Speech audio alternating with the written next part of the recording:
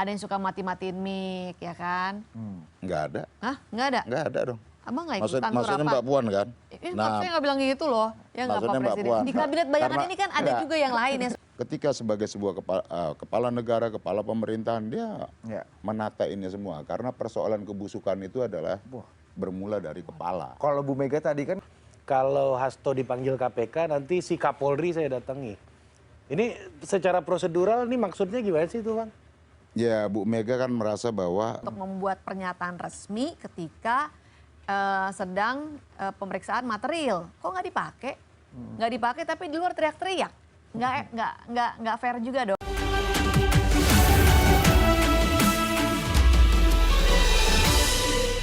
Oke, kita kembali lagi Bunda. Waduh, pakai juga ada tepuk tangan ya kan? Ada tepuk tangan artifisial ini ya. Tapi mas sekarang lagi zamannya artifisial Iya, ya. betul, itu bagian dari EOT, Apa tuh? Internet of Things. Yang nggak boleh artifisial tuh ya Pasangan. pasangan ya. Itu kata temennya narasumber kita. Iya. Menkominfo ini semua boleh artificial dan semua boleh digital kecuali pasangan. Agak susah tuh kayaknya kalau didigitalkan. Tapi ada loh yang pasangan digital gitu. Iya, tapi kita nggak mau bahas itu ya. Dinda. Oke, apa Kanda hari ini Kanda?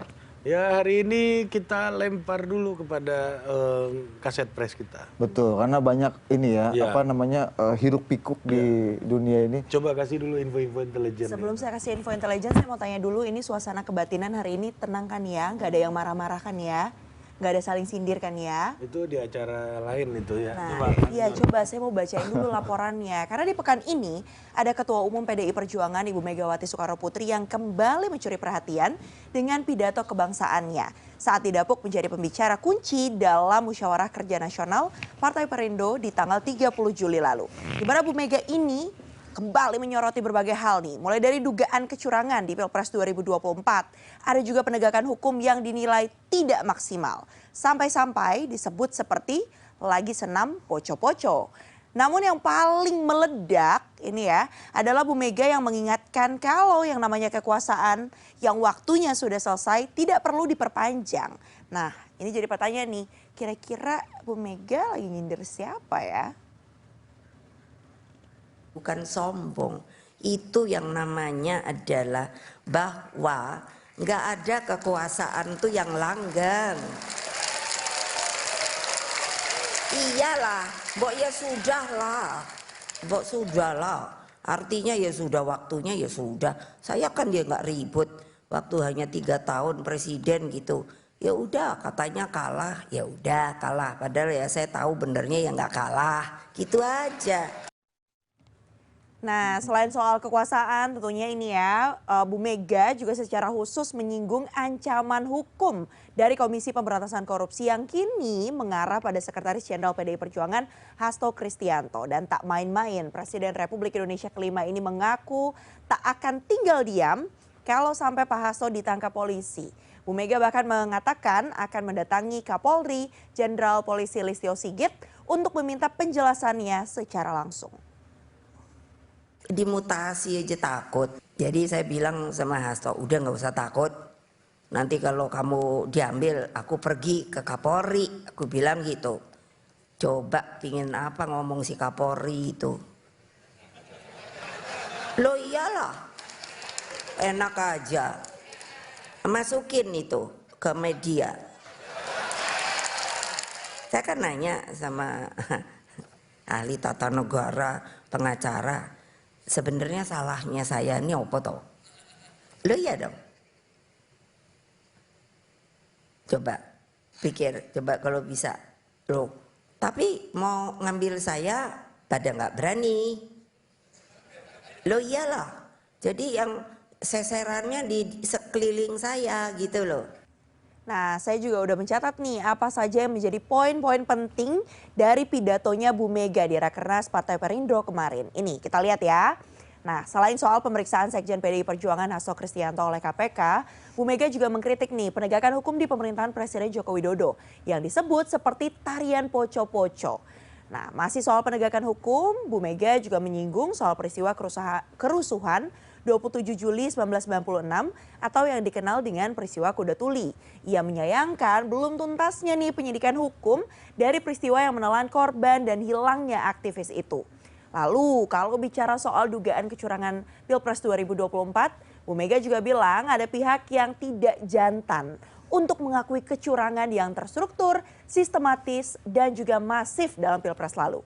Nah, soal langkah pemerintah yang kemudian juga memberikan izin tambang ormas keagamaan, ini juga dinilai tak luput dari kritiknya Bu Mega. Dari menurut Bu Mega, gara-gara soal tambang, pemerintah sampai nggak fokus dalam menghadapi ancaman krisis pangan yang dihadapi. Bu Mega juga mempersoalkan tagline Indonesia Maju yang digunakan oleh pemerintahan Jokowi Ma'ruf Amin. Ia menyebut bahwa bangsa Indonesia itu tidak konsisten nih. Karena Bung Karno kan dulu menggunakan frase Indonesia Raya, sekarang Indonesia Maju. Gitu. Nah, langsung aja saya minta tanggapan dari Bapak Presiden, Mbak Wakil Presiden, sama tentunya tamu kita yang juga sudah hadir di sidang kabinet kali ini.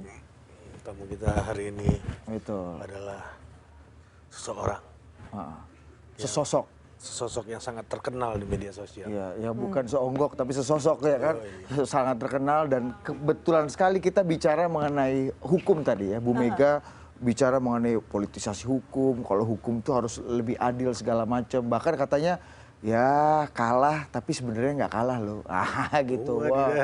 Wadidaw. Benar. Ada Berarti, apa ini? Berarti kecurangan ya ini udah dari dulu ya berarti ya. Ya nggak tahu nih kan kata Bu Mega. Nanti kita minta interpretasi saja. Iya. Ini udah ada salah satu menteri kita ini ya. Nanti akan ada menteri lagi yang akan bergabung. Ada Jaksa Agung kita. Wah, Jaksa Agung Bayangan. Paten juga abang. Meskipun abang sekarang lagi ngurusin moneter fiskal kan. Abang ini jatahnya memang Jaksa Agung abang nih. Oh iya nanti itu bang. Dan juga surfing abang. Iya. Mas Sintot Mas Aribu. Top. Siap. Ya. Apa dulu bang? Mas Ari dan Mas Budi. Kasih dulu tanggapan general abang soal pidato tadi sebelum kita masuk ke hal-hal spesifik. Ya apa yang mau ditanggapi dari pidato itu kan menyampaikan apa yang menjadi fakta kan begitu.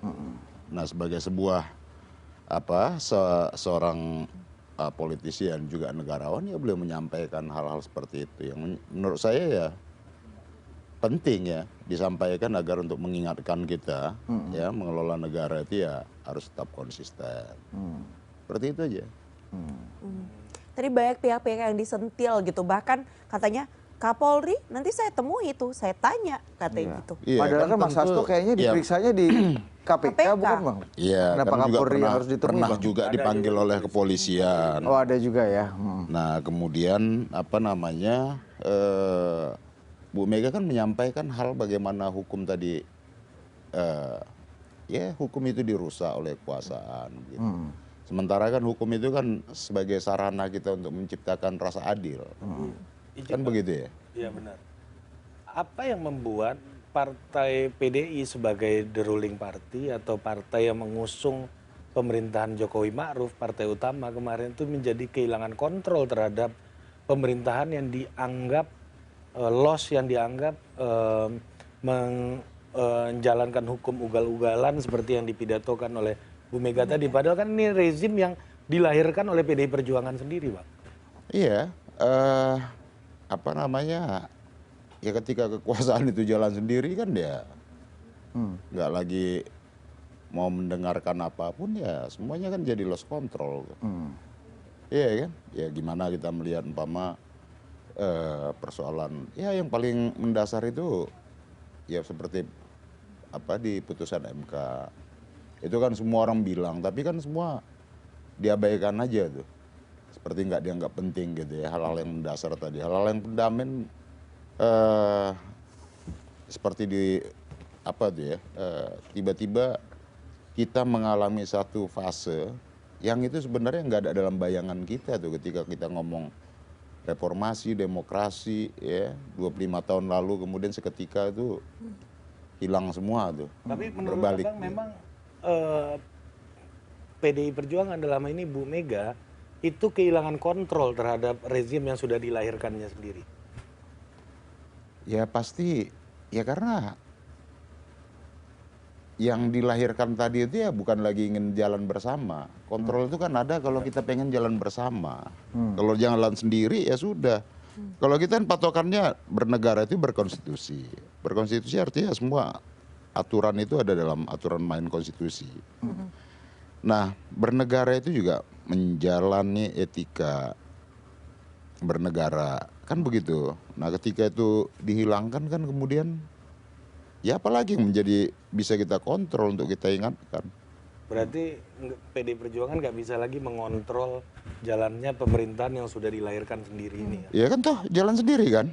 Oke. Semua artinya itu katakan nih ketika proses di MK, ya semua semua bersuara, ya, semua menyuarakan ya persoalan konstitusi, persoalan dasar apa segala macam jangan ditabrak seenak kekuasaan, tapi kan jalan aja tuh. Ya. Nah kemudian belakangan tuh ada Mahkamah Agung merubah aturan begitu ya. Nah sekarang pertanyaan umpama, mana sih kalau kita lihat ya, apakah itu aturan, kamuflase kan begitu, aturan itu nanti buat kasih kesempatan buat anak muda. Tapi sekarang mana anak muda dari sekian 500 lebih pemilihan kepala daerah, ya calon-calon kepala daerah yang berusia di bawah 30 tahun itu yang menggunakan itu kan nggak ada. Artinya dengan Tapi kan hukum harusnya hak satu orang merasa dilanggar aja kan harusnya nggak ada persoalan untuk memperjuangkan itu kan Bang. mungkin bisa dijawab Lah nanti iya, usai jeda. hukum itu kan semua berlaku untuk semua, begitu loh. Prinsipnya kan begitu. Ya. Tidak ada yang di atas hukum. Hari ini kan kekuasaan itu merasa di Nah, atas tapi hukum. dengan contoh abang tadi nggak ada yang mau pakai nih selain satu orang gitu. Misalnya. Lah iya, iya kan. Iya. Terus apa masalahnya bang? Apa? Apa masalahnya kalau satu orang ini merasa haknya di cederai? Iya kan harusnya nggak boleh ya. Undang-undangnya kan begitu. Kemudian kan dikamuflase, dirubah itu aturan. Hanya untuk memuluskan langkah anaknya. Jadi ada intervensi hukum menurut abang berarti ya? Nah, itu Ya mungkin itu lebih ya paten hukum yang nanti dijawabnya diacak-acak usai jeda tadi. boleh ya Bang? Ya boleh, boleh. Oh, boleh ya. Karena saya ini udah harus kita jeda Ini dulu hampir ya. terjadi Iya. insubordinasi dari Kaset Press kepada Presiden. Karena Nanti kita kita break Sorry, dulu, Bang, Adinda. ini nunggu kita mbak, lagi- kita mbak live nih, staf Bang. sus juga. Oke Adinda, kita break dulu.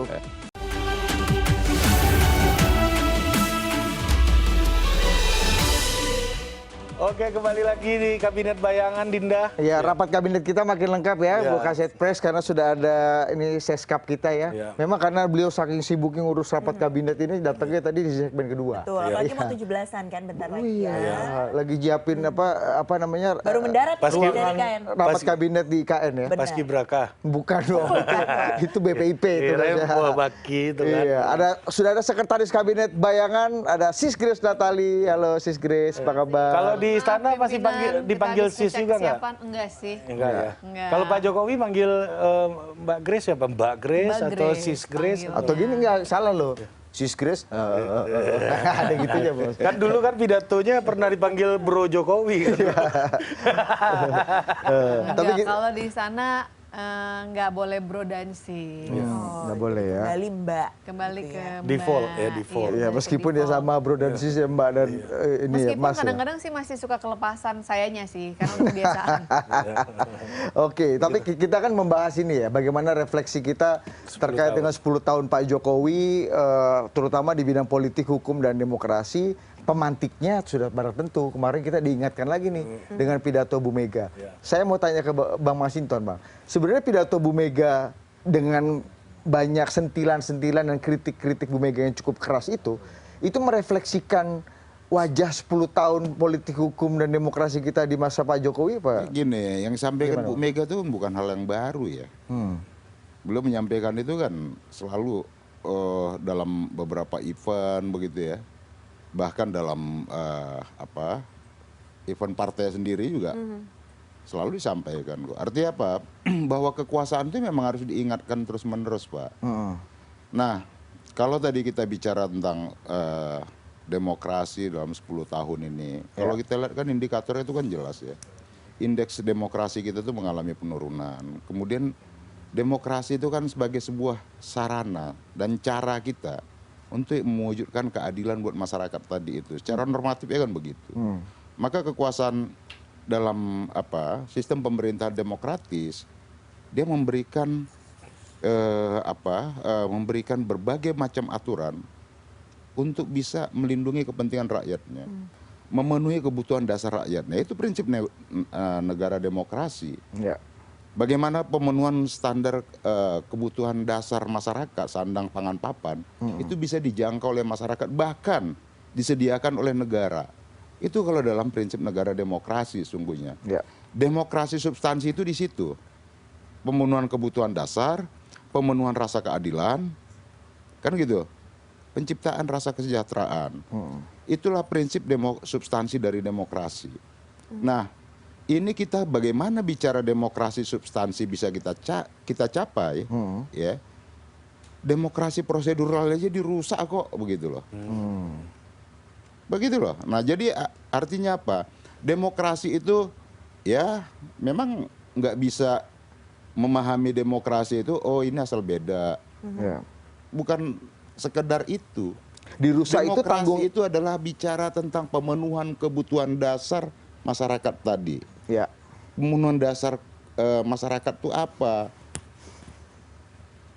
Pangan yang murah, ya, mendapatkan lapangan kerja, pendidikan yang murah, begitu loh, bisa dijangkau semua. Itulah sistem dalam sebuah negara demokrasi. Kenapa berbagai negara mengambil jalan demokrasi untuk bisa mencapai tujuan-tujuan dasar bernegara tadi. Nah ini kita, demokrasi kita ya berjalan jalan sendiri nih. Lepas dari konteks tujuan bernegara kita nih. Nah itu loh.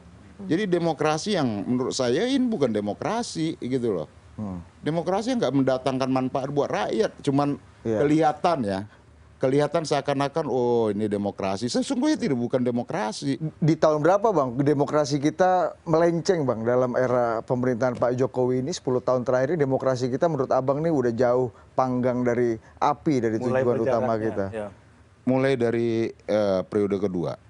Saya membacanya itu, periode kedua itu mulai itu kelihatan tuh pergeseran. Pergeserannya di mana? Ya. Konstitusi kita setelah reformasi di amandemen Undang-Undang Dasar itu, satu diantaranya adalah membatasi periodisasi jabatan presiden. Nah kemudian ini coba ditabrak nih. Kemudian ya pemenuhan tentang pasal 33 itu hari ini nggak ada lagi tuh, gitu loh, Undang-Undang Cipta Kerja apa segala macam, ya itu tidak lagi memberikan negara menguasai hajat hidup yang terkait dengan hajat hidup orang banyak begitu. Kita lihat ada konflik agraria, kemudian ketidakadilan lainnya, eksploitasi tambang yang luar biasa, perusakan lingkungan dan lain sebagainya. Nah itu kan 5 tahun belakangan ini sangat sangat agresif itu dilakukan. Nah kemudian ya peningkatan utang, peningkatan biaya pendidikan. Nah itu kan hal-hal yang mendasar. Nah apalagi belakangan ini coba kita lihat tuh beberapa angka pengangguran mulai meningkat. Pertumbuhan di kelas menengah itu ternyata tidak ada pertumbuhan begitu ya. Target pertumbuhan ya yang katanya bisa 2 digit ya boro-boro 2 digit bergeser ke 7% ya. Ini cuma di 5%. Banyak pengamat menyatakan ya ini seperti autopilot aja. Nah, begitu loh. Ya, tapi kan kalau bicara hal Target itu, pemenuhan kalau kita lihat di sosial media nih, saya coba membaca di sosial media aja. 10 juta lapangan kerja buat anak-anak muda, ternyata cuma 3. Iya kan? Buat anak sulung, mantu, dan anak bungsu. Bang, Nah, izin, Bang, 9.997 pemuda Indonesia nggak memperoleh kesempatan. Abang tadi privilege. menyinggung soal prosedural tadi. Hal yang saya mau masuk ke pidato Bu Mega sedikit soal prosedural. Iya. Tadi ini hal baru nih. Saya mengikuti Bu Mega berpidato setiap beliau berpidato dalam waktu yang cukup panjang. Ada satu hal yang menurut saya agak baru, yaitu kalau Hasto dipanggil KPK nanti si Kapolri saya datangi. Ini secara prosedural ini maksudnya gimana sih itu Bang? Ya Bu Mega kan merasa bahwa kan beliau sampaikan kalau saya yang dibidik ya saya, jangan pinggirin lingkar-lingkaran saya. Nah maksud beliau ya gentle aja. Kalau memang membidik saya karena sikap-sikap politik saya, ya bidik aja saya. Kira-kira itulah yang disampaikan oleh Itu Bu bukan Mega. intervensi hukum berarti. Nggak ada intervensi hukum di situ. Kan mendatangi Kapolri. Mendatangi, menanyakan kan bisa. Iya. Menanyakan itu bukan berarti intervensi. Aku tanya kok nanti ya gitu kan kurang lebih bahasanya ya. Iya ya. Oke, ya. Begitu. Sis Grace gimana ada? Tapi serem juga ya kalau yang datang nanya Ibu Mega gitu. Iya. Tapi sebelumnya Bang, pernah juga tuh Ibu dalam rapat, kayaknya di sekolah kader juga, Ibu bilang, ini menteri kita, Pak Yasona maksudnya, ngapain aja sih kerja lu, kader kita ditarget melulu nih, gitu kan. Itu kan gimana, itu teguran keras juga dong Bang ya? Ya lu cari tahu dong apa sih penyebabnya, kira-kira gitulah. Ya membacanya kan nggak bisa langsung dengan ini gitu, ini menganggap intervensi atau apa. Ini kan bahasa internal lah ya. Iya.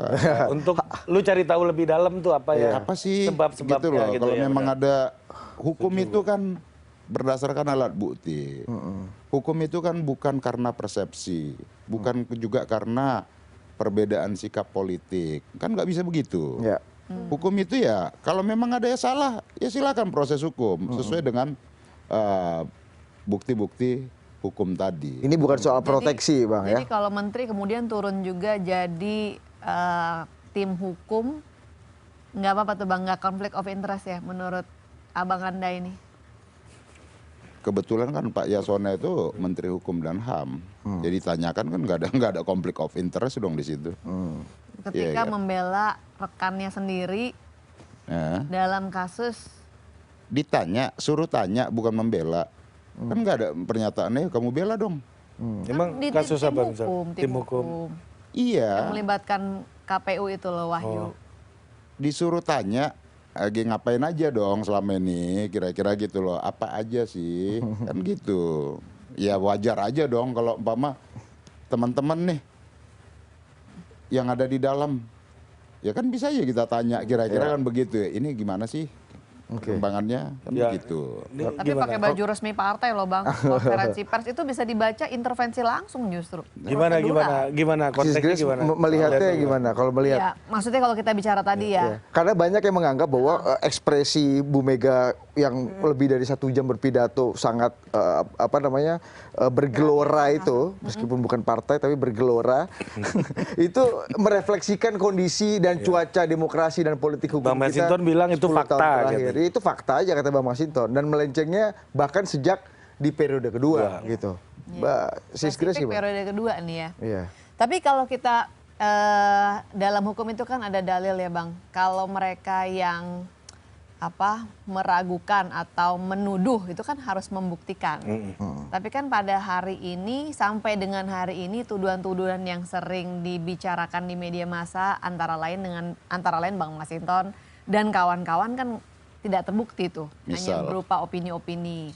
Misalnya yang tadi diomongin terkait dengan MK yang sudah lewat nih ya. Ini kan sebuah perkara itu kalau dibahas dalam waktu yang berbeda bisa jadi putusannya beda karena alasan yang mengajukan kan juga beda. Dan terkait dengan MK tidak ada hingga hari ini yang bisa membuktikan bahwa ada intervensi. Kita kalau bandingkan tadi dengan pernyataan Ibu Mega yang eksplisit, Ya. Pak Menteri ngapain aja nih kader kita ditarget melulu gitu kan. Kapolri nanti saya datengin itu malah lebih eksplisit ada upaya semacam intervensi. Tapi sampai hari ini tidak ada yang bisa membuktikan upaya intervensi kepada ketua MK. Bahkan sebenarnya MK-nya kan dicopot. ya itu justru putusan MK menyalahi atau melebihi wewenangnya untuk mencopot jabatan. Enggak dong, justru karena ya di dalam putusan MK itu kan jelas ada intervensi pihak luar. Kan begitu. Ada Tidak terbukti pelanggaran Bang. etik, maka dia diberhentikan. Ya itulah Ya. buktinya. Kan begitu. Bahwa dia tidak dihukum ya karena etik itu hanya memproses, MK itu memproses pelanggaran etik. Tapi pelanggaran etiknya kan terbukti. Oke. Jabatan ketua MK diberhentikan. Nah itulah buktinya tadi. Nah kemudian kalau masalah Bu Mega enggak ada. Beliau tuh orang yang dari dulu taat pada proses hukum. Bahkan ketika peristiwa 27 Juli lalu ya tahun 96, beliau yang paling setia dengan proses hukum. Dia mengikuti proses persidangan di Pengadilan Negeri Jakarta Pusat dan lain-lain. Walaupun desakan di bawah itu sangat kuat untuk melakukan perlawanan secara terbuka, tapi Bu Mega mengambil jalan hukum. Oke. Tadi bicara soal intervensi Bang, kalau tadi kan Bang Siton sempat bilang nih Pak Presiden, Pak Wakil Presiden juga Bu Seskap, Pak Jaksa Agung kita, kalau mulai tercium gitu ya, terendus ada penyimpangan-penyimpangan di periode kedua. Sementara kita tahu ya, lagi-lagi seperti kata Pak Presiden tadi, ini pemerintahannya Jokowi Maruf Amin diusungnya sama dilahirkannya sama partainya Pak Jaksa Agung. Nah, ketika sudah mencium ada dugaan-dugaan sinyal-sinyal itu, sementara kan juga anggota tim partai juga banyak yang di kabinet, Bang. Apa yang menurut Bang Jaksa Agung ini kemudian tidak cukup kuat untuk mengembalikan ke tracknya lagi gitu, Ya, agar pertama, tidak terlalu semenyimpang ini? Boleh dijawabnya nanti usai jeda, karena saya harus jeda dulu. Mau break katanya. ini ternyata. Iya. Sekarang. Ya. Kami kembali usai jeda, tetaplah bersama Kabinet Bayangan.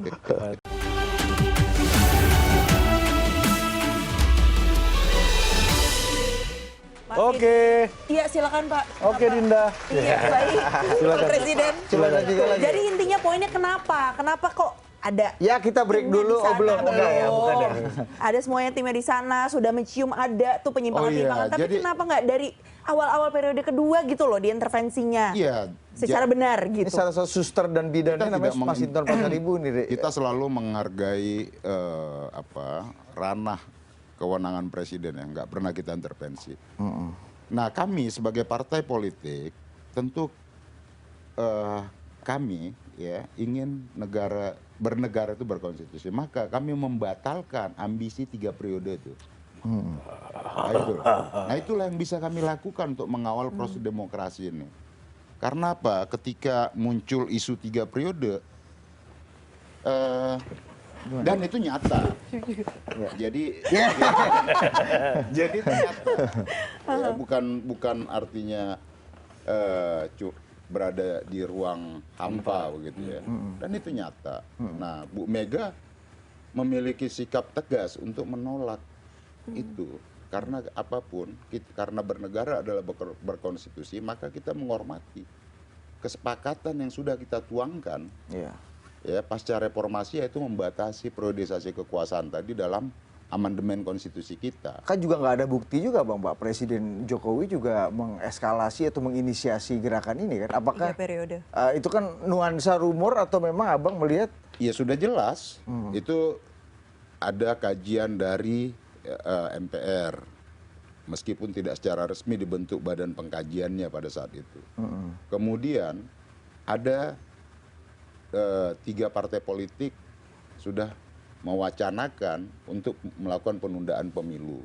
ya, Itu kan bisa kita kita buka semua.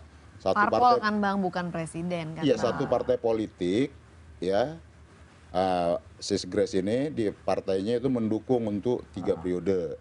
Ya gitu loh, itu kan bisa kita buka rekam. nanti dijawab. Iya. Ya. Nah, Kita bukan DPR Bang waktu Loh itu. iya, artinya ada upaya itu tadi. PSI itu kan salah satu partai pendukungnya Pak Presiden itu. Nah, artinya apa? Itu Saya bukan. seskap Bang ini Bang. Iya,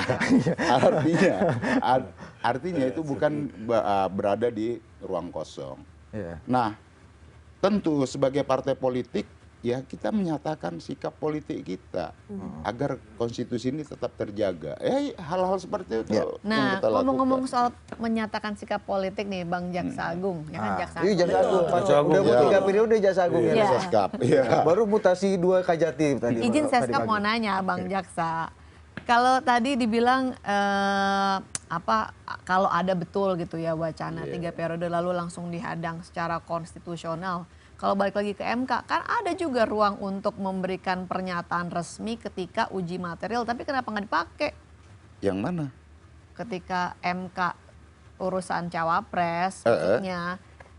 Kan ini lagi flashback nih Bang Jaksa. Iya, kalau di MK itu kan. Oh diem-diem aja waktu Iya, itu. ketua MK-nya kan sudah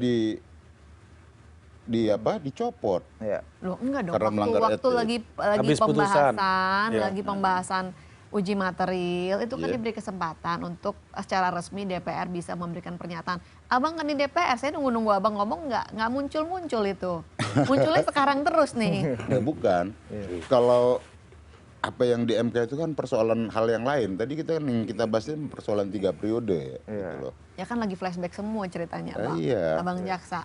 Nah, jadi bahwa ya itu tadi ya. Oke. Bernegara itu berkonstitusi, relnya di situ.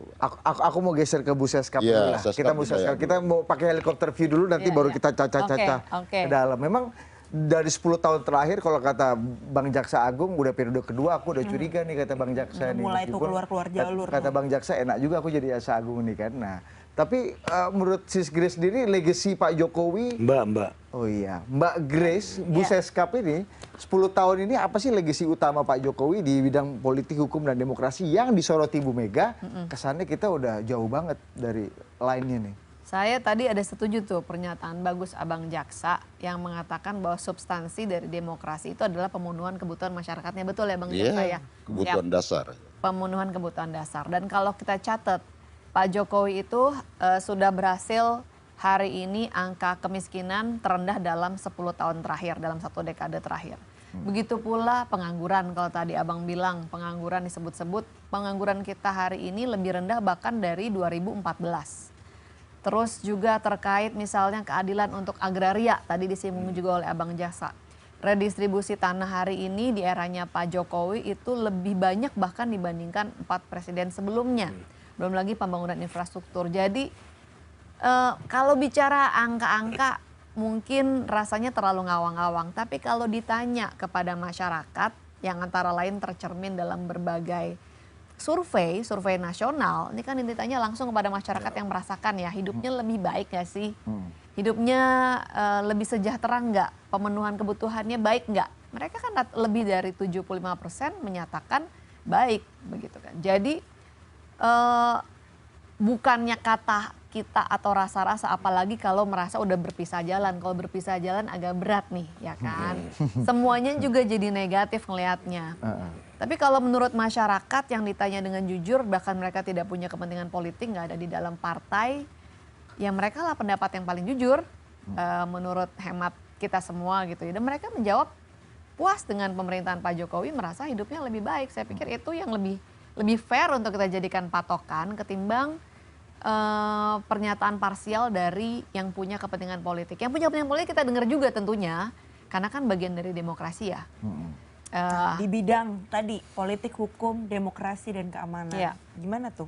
Ya kalau demokrasi Refleksi itu kan 10 tahun ya. kita tahu ada trias politika. Ada, nggak bisa semuanya ditumpahkan ke satu orang yaitu presiden. Dalam ketatanegaraan juga presiden tidak berada di atasnya MA atau MK. Jadi rasanya kalau hari ini semua keputusan yudikatif ditimpakan kepada Pak Presiden, nggak fair juga lah kita. Kalau nilainya buat Pak Presiden deh gitu di pemerintahan ini gitu Bu Seskap, menilainya gimana sejauh ini? Karena kan Ya seperti yang Bang Masinton sempat singgung tadi, ada penurunan dalam indeks demokrasi, ada wacana intervensi hukum gitu, dan Politisasi hukum seperti yang politisasi dikhawatirkan hukum, Bu Mega misalnya kemarin gitu. Anda melihat hal yang sama apa enggak, Sis Grace? Saya nggak mau pakai rasa-rasa saya nih, karena kan nanti juga jadinya subjektif. Ya. Tapi pakai ukurannya masyarakat aja. Kalau masyarakat merasakan baik, ya berarti memang tidak sempurna, tetapi mayoritas ya sudah on the track, sudah baik. Kalau masih ada yang kurang-kurang, ya mohon maaf, tapi kan ini upaya kita bersama nih. Makanya tadi kalau dikatakan MK diintervensi dan sebagainya, loh kan ada ruangnya untuk membuat pernyataan resmi ketika sedang pemeriksaan material. Kok nggak dipakai? Nggak dipakai tapi di luar teriak-teriak. Nggak fair juga dong gitu. Jadi pakailah ruangnya, karena memang di situ koridor demokrasi yang kita bicarakan. Jangan main arenanya di mana, mainnya di mana, tapi teriak-teriaknya yang lain gitu kan, nuduh-nuduh yang tidak bisa dibuktikan juga. Tapi dalam berbagai macam penilaian kan memang ada, misalnya indeks demokrasi mengalami penurunan, terus indeks persepsi korupsi juga mengalami penurunan. Ini Sis Grace membacanya gimana? Apakah ekspektasi publik tidak sejalan dengan realitas yang bisa didorong atau dilakukan oleh pemerintah, atau memang ada problem apa sebenarnya yang publik harus tahu gitu melihat adanya penurunan angka-angka ini gitu. Tadi kalau menurut saya sih sebagai pribadi ya, yang namanya menjalankan negara itu kan apalagi demokrasi elemennya banyak. Kalau kita bicara soal korupsi, soal bicara tentang misalnya pelemahan KPK, KPK yang milih siapa? Komisi 3 DPR gitu kan. Terus kemudian proses revisi dan sebagainya kan nggak bisa ditimpakan kepada satu orang nih, kepada Pak Presiden. Salah satu inisiatornya di sebelah saya, abang kita. Gitu. Jadi ada banyak pemain yang saya yakin sih tujuannya baik semua nih. Ya. Tujuannya supaya bagaimana agar KPK kita itu tidak menjadi lembaga super body yang kebablasan. Gitu kan Bang, pasti ada niatan yang baik. Agar ada yang mengawasi pengawas gitu kan. Agar jangan ada orang itu misalnya jadi tersangka sampai meninggal nggak diperiksa gitu kan Bang. Karena ada kekhawatiran teman-teman seperti itu. Tapi kemudian dalam eksekusinya, kemudian ternyata misalnya ada orang yang sudah di fit and proper test tapi ternyata masih kebobolan kita atau tergoda di tengah jalan, ya itulah proses yang terus-menerus harus kita perbaiki, bukan nyalahin ke satu orang aja. Ya mungkin next kita harus lihat ada Budi dan Ari di Jaksel juga selain posternya Ini udah Bang presiden Masinton. wakil presiden. Jadi apalagi iya. yang lebih tinggi apalagi bayangan kita ini kan. Kalau mau jadi Siap. kita maunya jadi sekjen PBB, tapi sekjen PBB malah jadi wamenakernya Pak Jokowi kan sekarang. Gimana agak Bang? susah. Ini ternyata dalam tanda kutip apa yang terjadi hari ini atau dalam tanda kutip kerusakan yang terjadi hari ini itu juga ada andil dari dukungan Abang selama ini di parlemen. Salah satunya tadi undang-undang KPK, revisi undang-undang KPK. Stakeholder ada banyak, Yang stakeholdernya jadi banyak. persoalan Bang. kan begini ya, ketika kalau Mbak Grace pasti dia menyampaikan seperti itu. Nah, Tahu aja Bang. yang jadi soal itu adalah proses bagaimana hukum itu sendiri ya mengikuti apa yang harusnya kan mengikuti rasa keadilan, bukan mengikuti rasa kekuasaan. Itu yang prinsip hukum. Nah kalau kita lihat umpama ya Ini kapan mulai terjadi nih? Hukum mengikuti apa namanya? Ini Ya, rasa nafsu kekuasaan. kekuasaan, rasa kekuasaan tuh sejak kapan Bang? Abang melihat tondo-tondo udah geser. ya kita Masuk periode kedua lu udah dijelasin banyak tadi. melihat peristiwa-peristiwa di belakangan inilah kayak gitu loh. Ya kurang jelas apa sih? Kalau kita lihat MK tuh kurang jelas apa tuh? Ya udah, artinya kita nggak perlu jelaskan detail lagi ya. Bagaimana tingkat kerusakan itu tadi? Bagaimana hukum harus mengikuti selera kekuasaan tadi? Ah gitu loh. Tapi Bang soal MK Mengikuti misalnya, selera kekuasaan. desain MK ini kan juga dulu yang bentuk kan Bu Mega kan sebenarnya MK ini kan. Di masanya Bu Mega dulu Bang. Nah idealnya Bang, MK seperti apa yang ada di pikiran Abang sehingga dia bisa jadi lebih sulit mendapatkan intervensi kekuasaan. Kalau Abang tadi mengasumsikan bahwa memang ada terjadi intervensi kekuasaan di situ. Ya itu banyak inilah ya. Artinya bahwa yang namanya kalau bicara tres politika ya, kemandirian dari masing-masing institusi tadi Cabang itu yang harus kekuasaan. kita Perkuat. hormati dan jaga, begitu loh. Oh. Ini kan ketika hukum juga bisa diatur seperti itu, kemudian undang-undang seketika bisa mudah dirubah, nggak ada kepastian. Ini kan berdampak pada apa? Kalau kita lihat hari ini, kenapa dolar 16.000 terus di atas 16.000? Bahwa ada persoalan geopolitik, iya. Tapi juga luar negeri, investor juga melihat kita di dalam bagaimana proses hukum itu atau perundang-undangan itu tidak melahirkan kepastian. Gitu. Nah itu kan salah satu indikator itu tadi. Nah kemudian kalau kita lihat ya,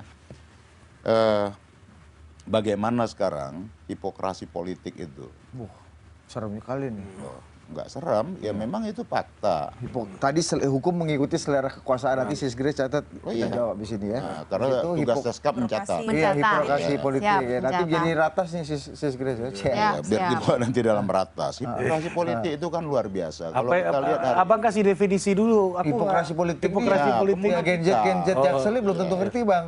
kemunafikan politik itu. Oke. Bentuk nyatanya Bang. Iya. Contoh. Selalu menyajikan yang berbanding terbalik. Misalnya. Ya umpama datang ke sawah. Kita harusnya kan bicara swasembada, tapi kan kemudian impor. Target swasembada, penciptaan sawah baru, peningkatan hasil pertanian, beras dan segala macam. Ya. Kemudian jawabannya adalah impor. Kan Hiperokrasi begitu? politik. Ya itu bagian dari hiperokrasi tadi. Hari ini negara dikelola dengan otopilot, pemimpinnya ya melakukan aktivitas untuk pemenuhan konten sosial media.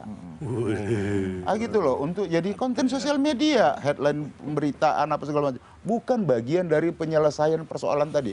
Ketika kita datang ke sawah, maka kita harus menyelesaikan persoalan pertanian.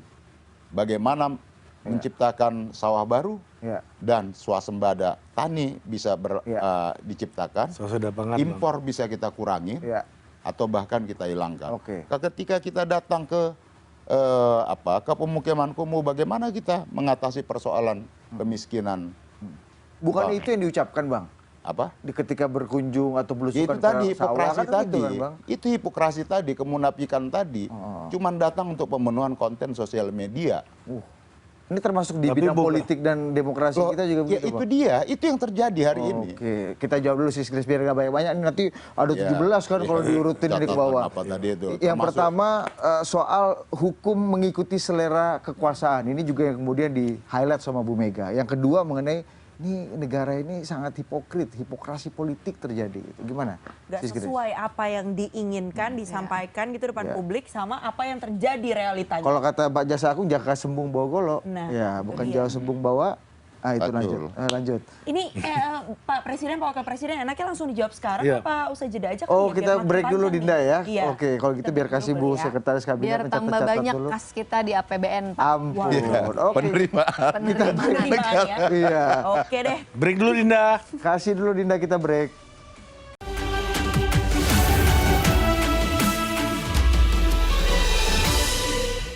Ya. Oke, Adinda. Masih ya di rapat kan? kabinet bayangan Pak Presiden. Live Wakil ini agak-agak Presiden. kagok kita ya. Iya. Biasanya santai kan, pas mama suka belum ulang lagi gitu. Kalau live kan nggak bisa bos. Nggak, dan baru kali ini ada rapat kabinet, ada tepuk tangannya. Biasanya kan Iya. Agak Iya, tertekan bener juga. gua. Iya kan Sis ya? Ini menghalangi kreativitas gua nih biasanya. Kalau off air kan bisa ngomong apa aja kita. Kan tinggal di-cut kalau salah. Ini biar latihan juga karena kan tadi katanya Bu Seskap kan nanti bapak ini mau juga ada mukanya di pinggir-pinggir Jaksel. Oke, Iya. lanjut aja dulu Bu Seskap. Yang pasti dijawab nggak dulu. bisa ngalahin inilah spandunya Mas Hinton. Iya. Kalau itu udah nggak di ikut-ikut. jalan ya kan lu habis 200 Udah, jangan meter kepanjangan setelah Mas Hinton lu. belok kanan. Aduh, Oke, Mbak Sis Grace, Grace, dua silakan. hal. Hukum mengikuti selera penguasa Hipokrat. dan hipokratis Hiperokrasi politik. Ya, politik. artinya belusukan-belusukan Pak Jokowi ini ya, Nggak menjawab persoalan. ya hipokrit. Ya, kalau tadi tuh kalau memberikan tuduhan kan sebaiknya dibuktikan ya Bang ya.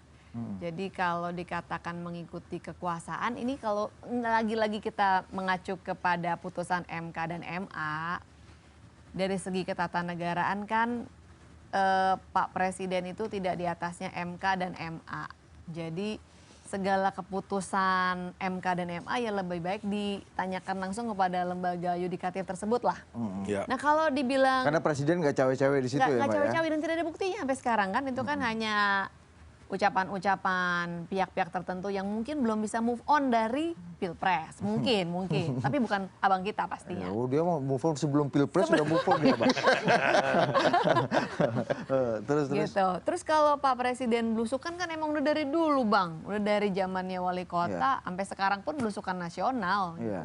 Dan memang mungkin pendekatannya agak lain dibandingkan dengan ya beda presiden, beda gaya ya. Saya Tapi pikir tadi ya. kan titik kritisnya dari Bang Masinton adalah belusukannya presiden tidak menjawab persoalan. Misalnya ke sawah, tapi besok tiba-tiba impor beras, harga rusak gitu misalnya kayak gitu, gimana menurut Sis Grace? Ya kalau impor dan belusukan itu kan tidak Artinya kan belusukan mengecek. Kan gayanya Pak Jokowi kalau kita lihat nih, cara halusnya beliau untuk bilang bahwa saya pantau loh, saya nongkrongin loh gitu ya. Itu kan beliau datang, nginep, bertenda di situ gitu kan. Itu kan semacam memberikan mental pressure kepada pejabat setempat untuk serius dengan kerjaannya gitu kan. Jadi message-nya di situ. Kalau kontennya bagus adalah akibat dari belusukannya. Ya, kan, Mbak? harusnya kalau Ya kan?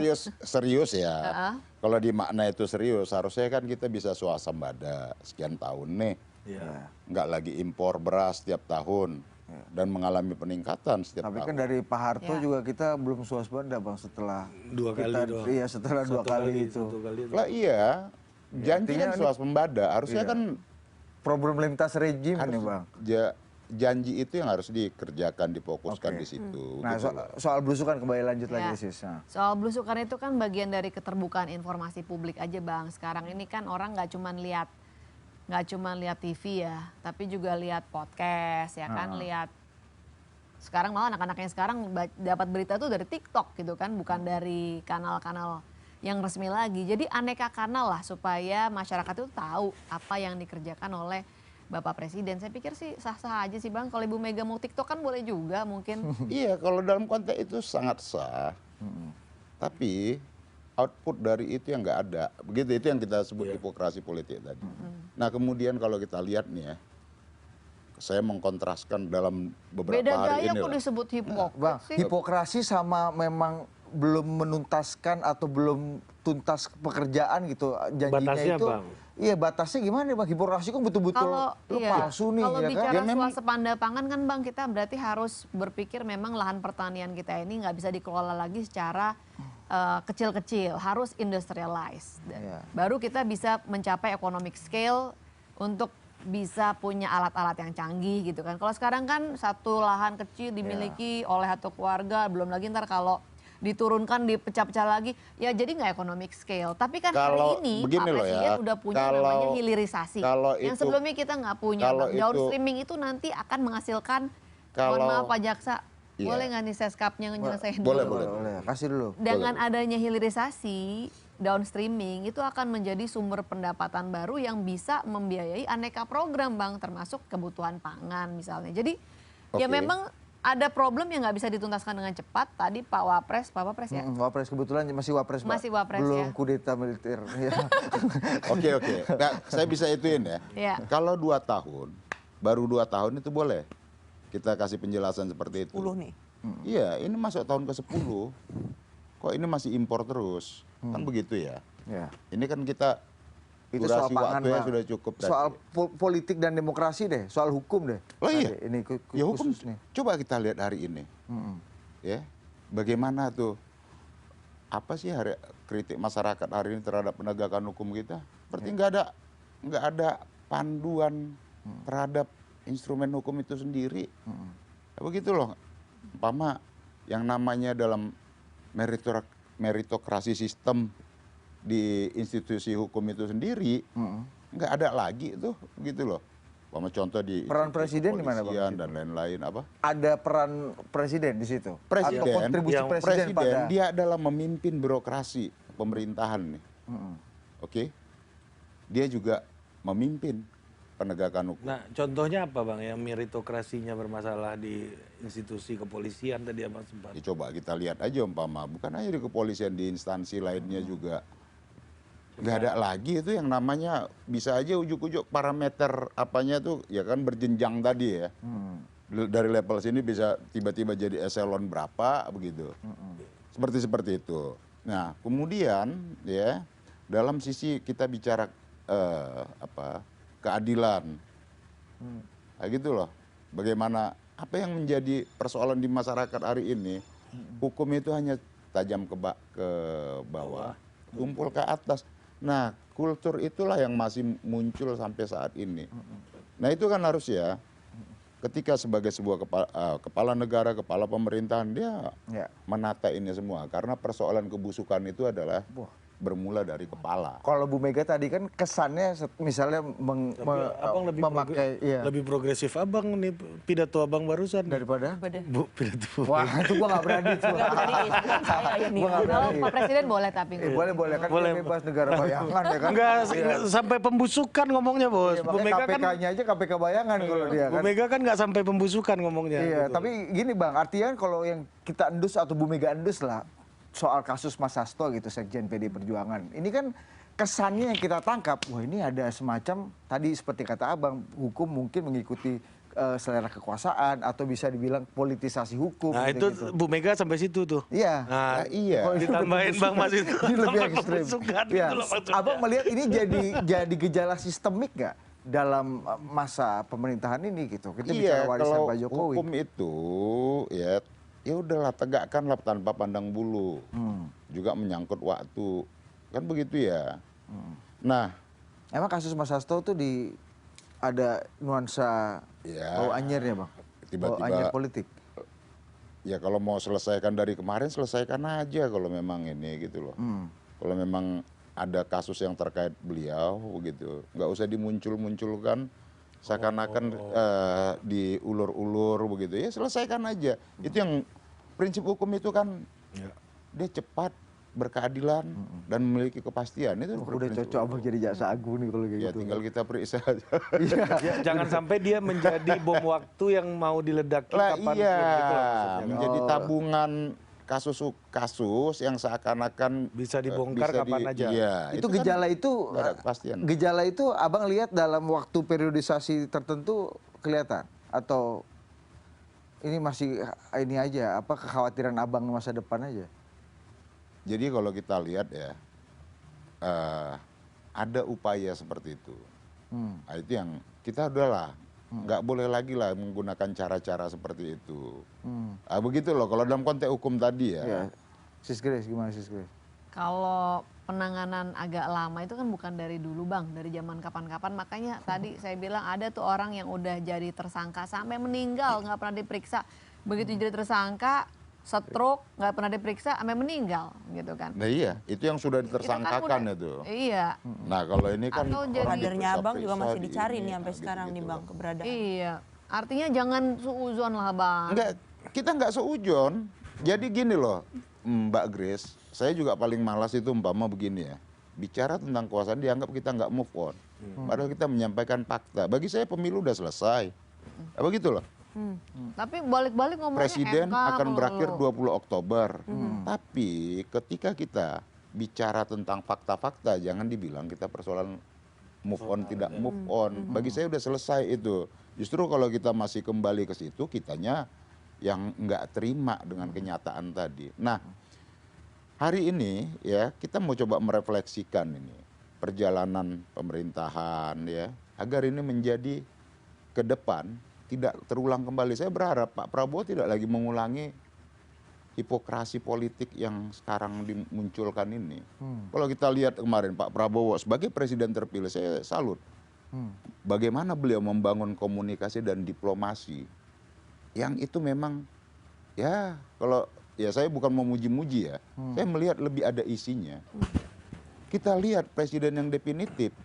Kalau kita mau kontrastingkan ini, Presiden definitif current presiden Ya, presiden sekarang. ya dong. Di satu sisi presiden terpilih itu membangun komunikasi dan diplomasi politik antar pemimpin, pemimpin nih, dengan diplomasi yang menurut saya bagus ya dan saling respect. Kemudian dengan presiden, ya itu tadi hipokrasi politik tadi ya, yang selalu disajikan ke kita, membawa influencer ke IKN. Kan beda kelas banget begitu loh. Nah, saya berharap Pak Prabowo ke depan itu memang mau tampil menjadi seperti Pak Prabowo ketika terjun dalam dunia politik praktis. Di awal ketika beliau ikut konvensi pada saat itu Partai Golkar, bagaimana membangun kedaulatan, kemandirian sebuah bangsa, kedaulatan energi, kedaulatan pangan. Nah, saya berharap Pak Prabowo setelah 20 Oktober nanti tampil dengan gagasan awal beliau ketika beliau terjun ke dunia politik praktis itu. Nah, Jangan lagi Ini dampaknya apa, Bang? Apa? Ada perbedaan cara berpolitik antara presiden terpilih dan presiden yang current presiden ini. Dampaknya apa menurut Abang? Loh ya, ini akan ya ketika Pak Prabowo konsisten dengan ide awal beliau ketika terjun ke dunia politik praktis, dampaknya apa? Dampaknya adalah terhadap proses kebangsaan kita dan proses kenegaraan kita di mata dunia asing dalam geopolitik itu akan menjadi Tadi lebih kan punya marwah yang Abang kuat. bilang tadi yang current presiden Pak Jokowi itu lebih gimmick gitu, bawa Yeah. influencer ke IKN.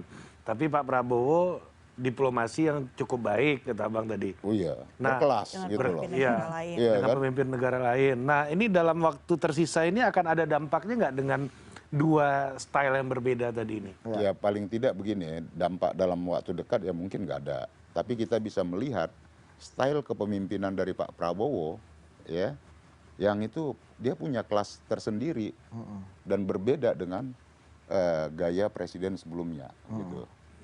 Nah, di mana ini penuh gimmick, yang ini lebih pada substansi. Ini kan berbeda, begitu loh. Jadi saya berharap Pak Prabowo itu ke depan menampilkan kepemimpinan yang punya makna substansi sehingga kita dalam membangun proses diplomasi politik dengan berbagai negara pemimpin dunia lainnya benar-benar kita menjadi sebuah bangsa yang dipandang gitu loh. Oke, Sis Grace silakan ditanggapi. Ya kalau gimmick atau gaya kan pasti beda ya Bang ya. Iya, Beda betul. gaya Pak Prabowo, beda gaya Pak Jokowi, beda pula gayanya Bu Mega. Dan saya pikir Iya. kita hormatilah masing-masing kan punya sense nyamannya seperti apa. Kalau hari-hari ini kan Bang memang harus kita akui dunia komunikasi kita ada berubah ya kan. Dulu kalau zaman dulu tuh Bud, kalau jadi presenter TV udah keren banget kan. Oh, udah Sekarang top. saingan lu banyak kan. Waduh, Adi Putra lebih banyak yang penggemarnya sekarang daripada saya. Mantap Iya, juga lu endorse gue jarang-jarang. Dia, iya benar. Oh, iya kan? Lebih ganteng dia sekarang. Nah, terus. Jadi memang beda Bang, nggak bisa kita samakan. Kalau saya sebagai anak muda dibandingin pajaknya kan saya lebih muda. Ya, Ukurannya beliau emang kita Iya semua kan, lebih muda. lebih muda. Saya lebih suka, kita lebih ABG. Iya. saya lebih suka dengan gaya yang bisa menjangkau kanal-kanal yang pakai anak muda sekarang. Tapi kalau menurut Abang, itu terlalu gimmick ya, terserah. Nggak apa-apa, itu Jadi maksudnya Pak Prabowo nggak bisa menjangkau kanal anak muda enggak, sekarang. bukan gitu. Kalau Abang bilang Abang lebih suka yang gayanya Substantif, demikian ya ya. terserah. Itu Ya. kan preferensi aja. Iya. Tapi yang pasti kalau ngomong hipokrit saya pikir itu udah sangat subjektif ya Bang ya. Enggak. Di satu sisi Abang bilang menjaga demokrasi, tapi di forum demokrasi yang resmi semacam sidang paripurna ada yang suka mati-matiin mic ya kan? Enggak ada. Hah? Nggak ada? Enggak ada dong. Abang nggak ikutan tuh Maksudnya rapat? Mbak Puan kan? Maksudnya nggak bilang gitu loh. Ya nggak Pak Maksudnya Mbak Presiden. Puan. Di kabinet bayangan Karena- ini kan ada enggak. juga yang lain yang suka mati-matiin mic. Karena belum pernah DPR, jadi melihatnya dari jauh. Saya, kalau nanti Mbak Grace bisa tanya teman-teman. Ini kita di kabinet bayangan loh Bang. Loh iya, nanti Abang teman-teman. pernah juga mati mic kan waktu itu kan? Waktu Memang Abang itu interupsi. automatically. Per 5 menit dia mati tuh. Apalagi karena udah durasi pidato di-setel. abang biasanya 7,5 menit kan. Ya durasi pidato kita bisa Defisit 15 2,5 menit. ya kan? 5 Iya, menit benar. udah ini dia. Oh dia Jadi 5 begitu. menit emang mati sendiri itu 5 mic, menit Bang? mati sendiri. Ini belum. Oh ini baru tahu nih kita nih. Ya, Coba Bang kasih jelaskan dulu lah. ke publik. udah. Soal mic DPR ini penting nih. enggak, mic Ini kan soalnya tuduhannya macam-macam ya, nih. mic DPR dalam sidang paripurna ya maupun rapat biasa di komisi itu per 5 menit dia disetting karena kalau paripurna itu ada 500 lebih anggota, katakan begitu ya. Nah, maka dia durasi waktu berbicara itu cuma 5 menit, lebih dari 5 menit dia otomatis mati, Pak. Jadi itulah yang terjadi. Bahkan ketika saya Iya, Bang pakai soal Iya, Bang waktu itu nah, kan. itu lebih dari 5 menit dia otomatis mati. Jadi begitu, Oke. Bu. Kalau ngomongin mikrofon di DPR ini cuma Pak Jaksa Agung aja yang udah pernah nyobain langsung ya. Iya, betul. Lainnya Jadi belum harus ya. pakai timer lain kali kita Bang ya. Di Iya. 5 menit Nah, harus apa belum. ketat durasi. Itu, Tapi ngomong-ngomong soal durasi, mohon izin nih Pak Presiden, karena di Durasi sini kita nggak ada ini. mic-nya. APBN. jadi Iya. Saya APBN. izin, saya yang Iya, mau matiin ya. menyampaikan dulu, Silakan, kita break Dinda. dulu. Ini kaset press kita nih, Oh, Sis. iya. Jadi Silakan. Bukan Menkeu ya, bukan. Bukan. Ya? Kaset bisa press. merangkap gubernur Jakarta nanti ya. Cadangan, ya. Saya tadi Gubernur Lampung, sekarang Jakarta. Beda Yaudah, lagi. geser. Ya udah kita jeda dulu, Bapak Ibu. Tetaplah bersama kami.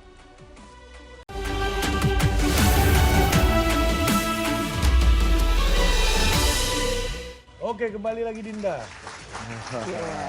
Udah boleh nih, durasi 5 menit, 5 menit, 5 menit. Kembali lagi Dinda. Oh ya, habis ini kita break ya. Oh, tadi nih. Belum. Ayo mainkan dulu. Mainkan dulu. Berarti tadi tanggapannya kan udah dari Pak Jaksa Agung, sekarang dari Ibu Seskap.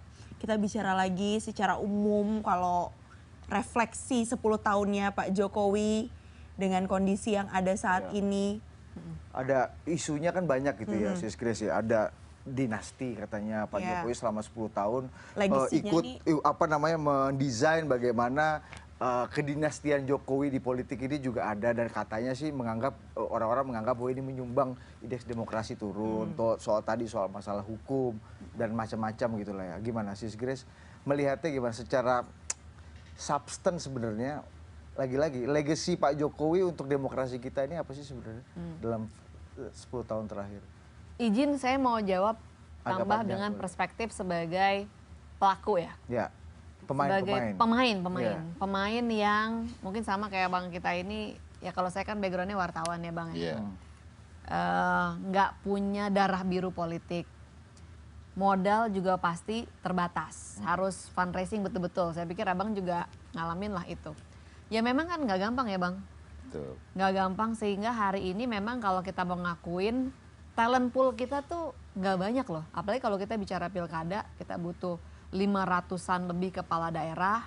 Akhirnya orang yang punya kesempatan nih untuk gabung di partai politik aja udah susah gitu kan. Untuk jadi calon, kan lagi rame-rame sekarang.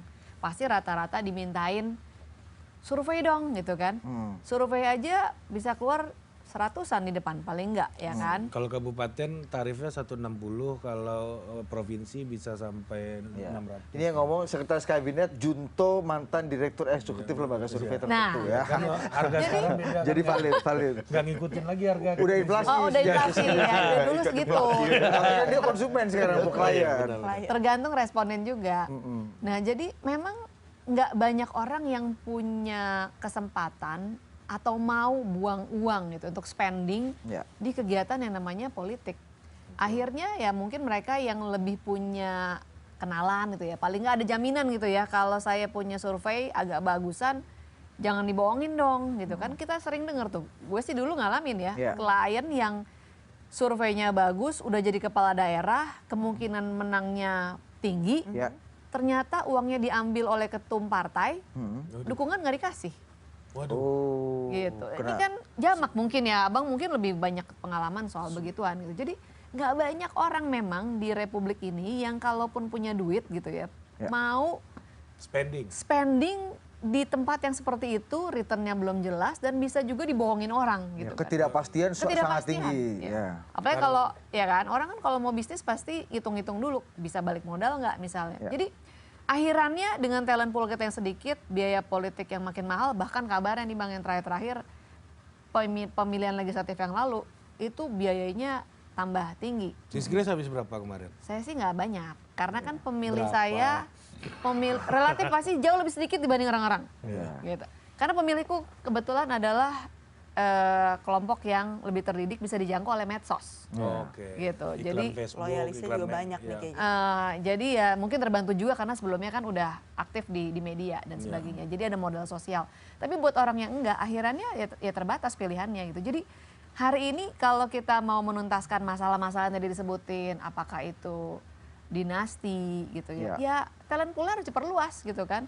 Ya kayak Anda ini Iya. yang udah dikenal wajahnya harus Ini masuk dong. akuisisi terus sih Grace dari tadi dia. Ya. Tapi kan Udah Sis Lagi Grace. dikasih KTA nih kayaknya presiden sama wakil jangan. presiden saya. Hidup kita udah tenang sih. Iya. Kan kejadian-kejadian kayak misalnya wali kotanya istrinya. iya.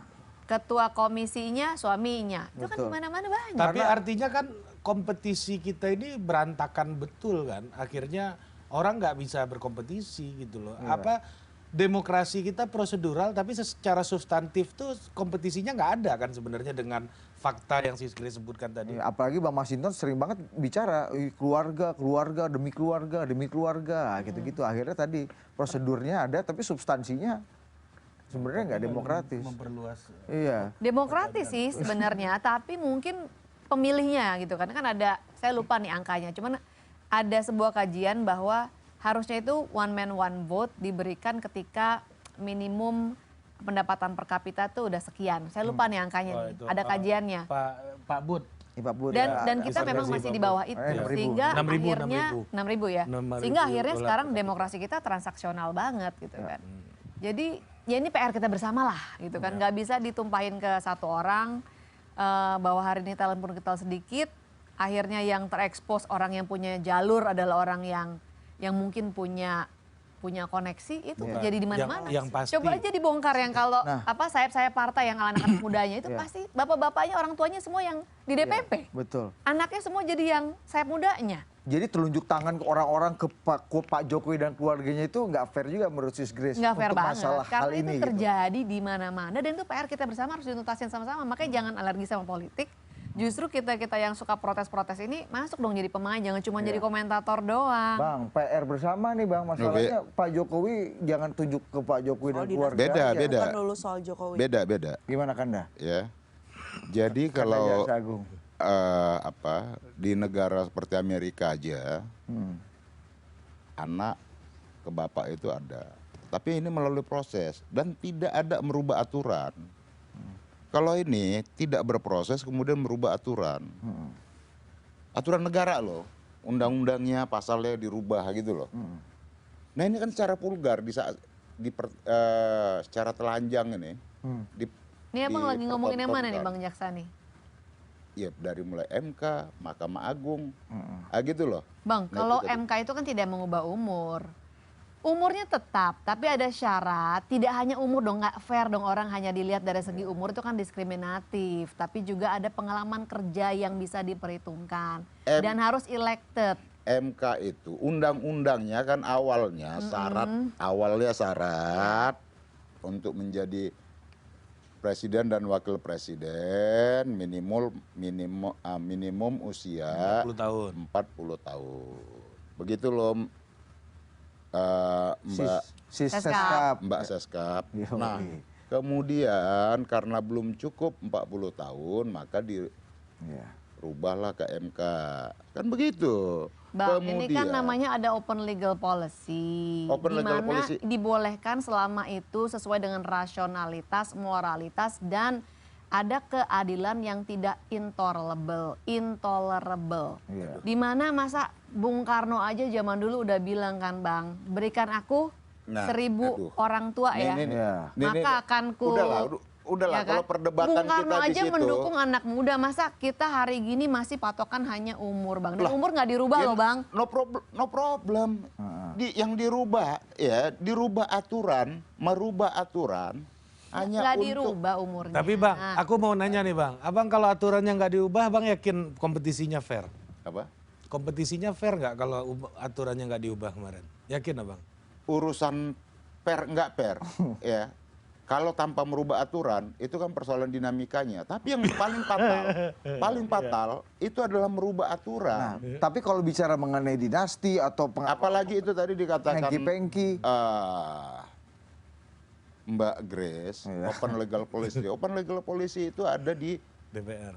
kuasa pembentuk undang-undang. Siapa? DPR bersama pemerintah, bukan di MK. Makanya tadi saya tanya Jadi, kenapa maksud abang tuh saya- nggak hadir di dalam No. forum resmi. Karena di Perdebatan- situ perwakilan DPR justru mengatakan bisa Perdebatannya bukan MK ikut Enggak, memutuskan. maksud saya kita iniin aja. Karena perdebatan teknis Buka aja risalahnya, Bang. Perdebatan teknis begini menurut saya ya, saya bukan mau mendebatkan hal teknis tadi. Iya. Ini ada satu aturan dirubah tadi hanya Oke. untuk meloloskan Bang, anak pertanyaan yang tadi belum gua. memenuhi Nah syarat itu yang secara undang-undang. tidak terbukti, tapi terus Kemudian terus diucapkan. kemudian Bang, kalau mau kita putusan flashback Mahkamah Agung, juga loh, ya, kok bukan nggak dulu terbukti? nih, Terbukti dulu dong. dan terbukti ada risalahnya. Ada juga loh dalam pembahasan undang-undang pemilu yang dulu ada sebuah fraksi dari partai tertentu di kabinet bayangan, di Republik Bayangan ini, Disebut aja. yang pernah memperjuangkan agar syarat pencalonan presiden itu pendidikannya jangan S1 deh, tapi tetap di SMA. Itu ada loh Bang, Loh iya, enggak. tercatat. Itu kan tidak merubah di MK gitu loh, diserahkan karena itu memang kewenangan. Tapi artinya kan Kewenangan memang pembentuk ada undang-undang. ruangnya kan. Iya. Loh. Di dalam ruangnya kita Lah iya. berbicara di Ini situ. kan ini gini loh Mbak. Oke. Kewenangan yang namanya open itu tadi perubahan tadi apa tadi itu dari Iya. S1 ke SMA Iya. itu ada di ranah open legal policy DPR. tadi, Nah. ranah pembentuk undang-undang. Problemnya Bang, kalau bicara politik keluarga ini apakah telunjuk orang itu layak betul hanya diarahkan kepada Pak Jokowi dan keluarganya yang mengkontribusi pada tadi kalau Abang bilang gitu. Lah iya. Dijawabnya lebih paten usai jeda. Kita break dulu Adinda. Itu udah begini. Iya, Mantap banget abang.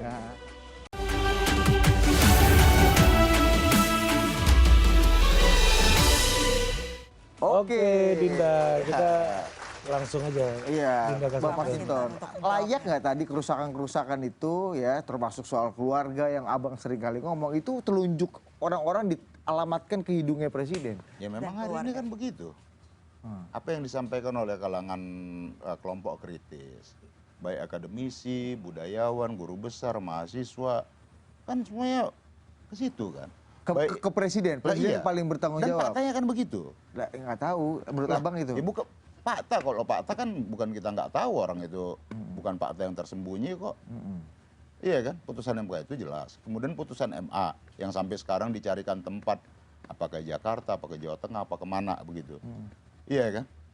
Nah itu kan secara gamblang gitu loh Pak. Kita, ya itu tadi yang saya katakan, kita bukan mau menuduh Siano bersalah, bukan itu. Kita menyajikan fakta.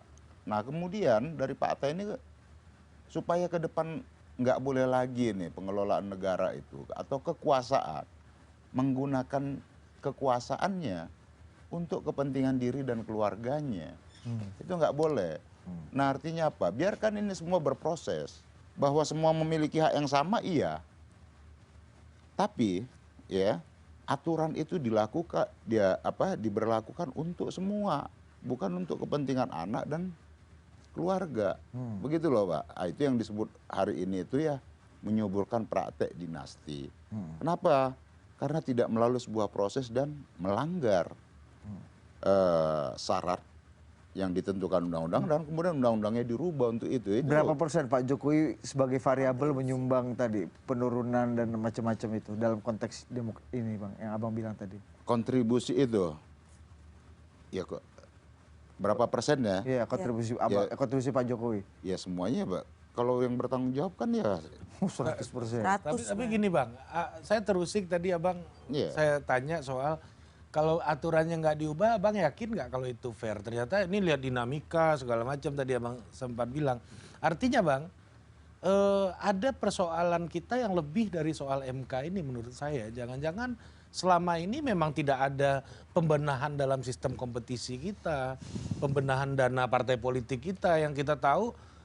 Partai abang aja itu 27 miliar setahun untuk ngerunning partai sebesar PDI, 27 miliar setahun itu zolim bang, nggak cukup itu. Gerindra itu 16 miliar setahun dari negara. dari APBN. Iya dari Banpol. Iya. Ini kan memaksa politisi kita kalau nggak jadi kita suruh jadi copet, jadi maling, kalau nggak politisi kita paksa jadi pengemis dalam hal ini. Nah abang ngelihatnya selama ini dari PDI sendiri, saya sangat kritis pada PDI soal ini karena Bu Mega sangat sering berteriak soal demokrasi yang rusak. Menurut saya akar ini nggak pernah diberesin kok selama ini, gimana menurut abang? Ya memang harus diberesin itu.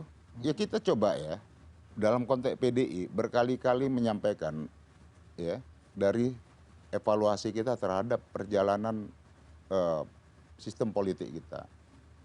Katakan tadi persoalan kita kan juga mendengar umpama KPK itu pernah menyampaikan agar partai politik itu bisa 16.000 satu suara. Ya. Kemudian Sekarang 1.000. sistem pemilu kita, kenapa PDI Perjuangan mengusulkan dengan proporsional tertutup? Karena melihat dampak dari sistem proporsional terbuka tadi, yaitu pertarungan uang, kemudian yang terpilih itu juga basisnya bukan karena kompetensi, walaupun tidak semua begitu ya, tapi ya itu tadi bahwa dalam sistem politik kita perlu dibenahin, iya, dan PDI Perjuangan selalu berupaya untuk melakukan pembenahan itu, termasuk menyuarakan ya tentang sistem pemilu kita. Maka kemarin PDI tinggal sendiri tuh menyuarakan itu. Nggak, kalau Semuanya pengen proporsional terbuka, begitu loh. Menurut Abang lebih ideal mana? Seperti sekarang, atau partai boleh cari uang, atau partai didukung oleh dana APBN? Pembenahannya menurut saya di berbagai negara juga dibiayai oleh negara. Karena apapun partai politik adalah sumber rekrutmen kader. Ya, kaderisasi untuk, bangsa. Ya, buat kepemimpinan di tingkat jabatan-jabatan politik. Nah, dia perlu dibiayai. Ya. Nah, transparansi pembiayaan dan juga transparansi penggunaan biaya, menurut saya itu akan jauh melatih partai untuk terbuka kepada publik dalam pengelolaan. Tapi kenapa ini belum kejadian, Bang? Apa? Kenapa belum kejadian nih setelah reformasi ini selama ini? Karena itu ternyata tidak mudah. Katakan PDI-nya pengen, partai lain belum tentu ingin. Kayak Begitu loh, punya pertimbangan lain ya, masing-masing. terbukti. Tapi harus ada kesadaran bersama di kita. Satu, partai dibiayai menggunakan APBN, digunakan secara transparan, dan udah habis. UIN ke IKN sebentar aja kejadian kok, Bang. Ya itu dia, karena ada kehendak kekuasaan tadi kan.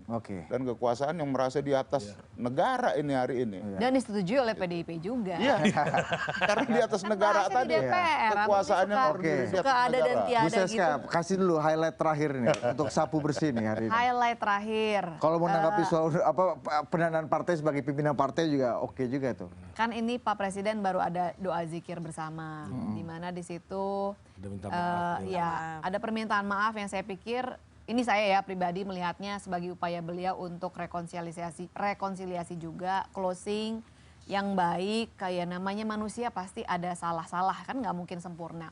Tapi kalau kita mau cek data yang paling mendekati kebenaran, saya pikir tanyalah kepada masyarakat. Yang dimana pada hari ini masyarakat kalau ditanya tentang penghidupannya, relatif mereka puas dan mungkin banyak yang sedih juga. Pak Jokowi akan segera berakhir 10 tahun kayaknya berasanya cepat banget. Termasuk yang sedih. Kok saya? Nah kemudian itu saya pikir banyak data-datanya, mulai kita bicara tentang angka kemiskinan yang paling rendah dalam 1 dekade terakhir, angka pengangguran yang rendah, kemudian juga redistribusi tanah yang sudah jauh lebih baik, infrastruktur yang dibangun oleh Pak Presiden jalan jauh melebihi presiden-presiden sebelumnya. Itu saya pikir data-datanya is given dan tidak bisa dibantah pencapaiannya beliau. Kalau masih ada kurang-kurang ya beliau mohon maaf. Nah hari ini yang saya agak kecewa nih sebagai warga masyarakat, PDIP ini kan kepala daerahnya paling banyak ya Bang ya dibandingkan partai-partai lain. Kalau kita bicara sistem demokrasi kita hari ini, sebenarnya yang paling punya tangan yang paling dekat sama masyarakat dan pemilih itu kan kepala daerah. Kenapa hari ini kayaknya cengeng banget sih Bang, selalu nyalahin aturan yang katanya dimain-mainkan tapi nggak bisa dibuktikan. Ada forumnya nggak dipakai gitu kan. Dan kalau memang nggak puas, tarik aja menterinya. Maksudnya kok cengeng gimana?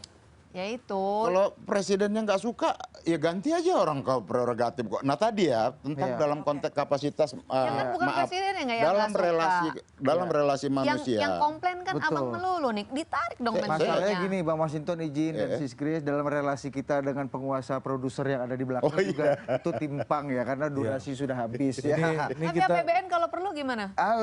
Bisa. Udah kredit title udah keluar tuh. Ordal di ordal. Waduh, jangan sampai sampai kita ikut pindah. serta nih mempengaruhi kekuasaan dan Jadi intervensi kalau ini udah kan. merasa sebegitu nggak berkenannya, ya cabut aja Bang Menterinya kan. Satu statement, Punya closing statement ya. prerogatif itu presiden, tinggal berhenti. Baik, kalau gitu seperti itu tugas tambahan buat saya mau ngecek dulu ya ke masyarakat mana Oke. ini biar nanti Bapak Presiden, Wakil Presiden ke depannya juga bisa lebih mulus. Jadi nggak ada tarik-tarikan menteri Pak ataupun Presiden ini intervensi. approval Oke. ratingnya 98% kayak Kim Jong Un ya. Iya, oke deh baik. Kim Jong Un 97. Oh iya, Buat saya. iya Anda. Sampai ketemu di rapat kabinet selanjutnya. Oke, Terima kasih adios. banyak.